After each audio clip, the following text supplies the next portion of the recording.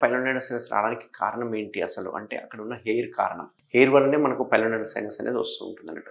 అందుకే దీన్ని జీపర్స్ డిసీజ్ అంటుంటాం. ఎక్కువసేపు కూర్చోవడము, జంపింగ్ చేసినట్టు కూర్చోవడము, లేకుంటే ఎక్కువసేపు ట్రావెల్ చేయడం కావచ్చు, అండ్ ఎక్కువ సేపు సిట్టింగ్‌లో ఉండి స్టడీస్ చేసే వాళ్ళకి, సాఫ్ట్‌వేర్ ఇంజినీర్ వాళ్ళకి అట్లాంటి వాళ్ళకి వస్తూ ఉంటుందన్నట్టు. అంతేకాకుండా ఆ ఏరియాలో కొంచెం చెమట ఎక్కువొచ్చే వాళ్ళకి, అండ్ హెయిర్ గ్రోత్ ఎక్కువున్న వాళ్ళకి, ఎక్కువ ఫ్రిక్షన్ వల్ల అంటే ఆ ఏరియాలో ఏమైతుందంటే హెయిర్ ఏదైతే ఉందో ఫ్రిక్షన్ అవుతుంది. అంటే బాగా రాపిడ్‌గా గురవుతుంది. రాపిడ్‌గా గురవ్వడం వల్ల ఏమవుతుంది అంటే, ఆ ఏరియాలో మామూలుగా హెయిర్ అనేది ఈ రకంగా ఉంటుంది కదా! ఈ చర్మం మీద.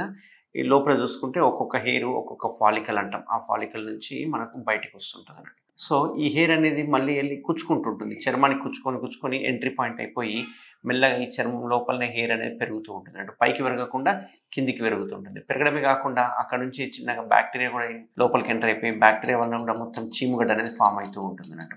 చీముగడ్డ ఫార్మ్ అయ్యి ఏదో రోజు పగిలిపోవడం జరుగుతుందన్నట్టు.